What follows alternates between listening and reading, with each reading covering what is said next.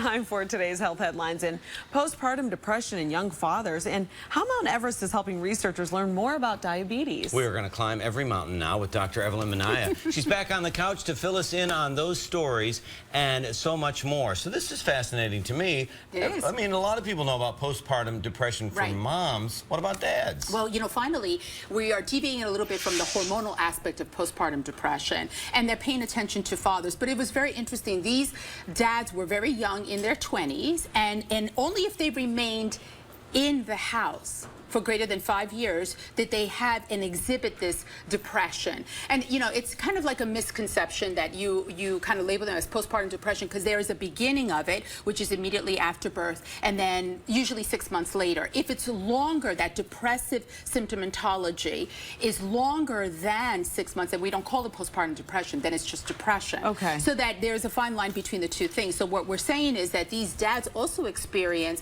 and I think it's a lack of sleep and, you know, your turmoil, your relationship. There's so many incredible changes, and you're supposed to be happy. Right. Yeah. We're all supposed to be happy. This is the best moment of your life, and you're sleep deprived, and you know, your relationship isn't the same. I mean, there are a lot of factors that go into it. Exactly. But for the first time, like I said, it takes away the hormonal component that we always have blamed women for, you know, and look at the circumstances, perhaps environmental, to look at that and maybe pay more attention to it. Well, you know, to ask the patient, listen, what's going on at home? You know, are you only taking care of the baby? Do you share your care? And things like that. And socioeconomic, you know, economy is a big thing. Pampers cost a lot of money. So does formula. I know. And so does help. Yeah. You can't afford help. Absolutely. And who's, you know, who has a job, who doesn't, so on and so forth. So very interesting. Well, something to keep an eye on. But now let's talk about new research about the power of puppy love. Oh, I can remember my first love. And this is actually puppy love for autistic children. Yes.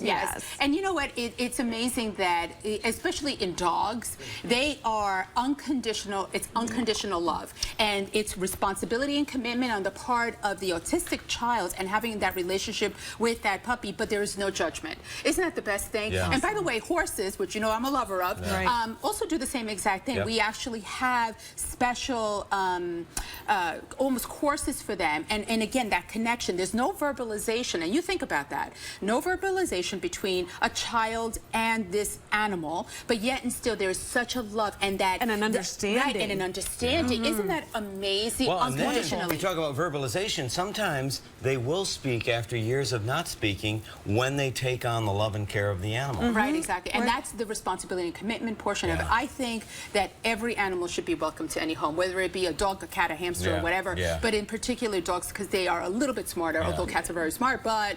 You know, but I would recommend a really big family room to bring a horse into the house. That's going to be a problem. Maybe some double doors. Yeah, double doors. Or you can do a barn door like my daughters want. There you go. Mr. Ed. Yeah, exactly. Well, now this is some not good news for kids. Manufacturers of e-cigarettes targeting kids. What's going on? Yeah, it's not that it's targeting kids. I think it's just that there are no limitations so that they can get their hands on it. And is it dangerous, you know, in terms of the tobacco and things like that? Absolutely. Just like it is for a substitution, you know, of cigarettes or anything else like that. But it's the habit, and it's cool, and you look cool. And since it's not really any age limit or anything else, then we don't know what the long-term effects of these things are. And these kids are also mixing stuff in it. There's candy-flavored stuff, these vapors and things like that. So it makes it almost like a toy, you know, and what we're doing is propagating it. And the FDA is very, very slow about giving the limitations like we did for cigarette smoking. Right, so, but when you label something as bubble gum, to me, that is targeting children. And you could look this stuff up online, by the way, and you can mix your concoctions online. Unbelievable. You know? Well, some great insight. Thank you so much, Dr. Evelyn Minaya. We appreciate you being here. Thank you.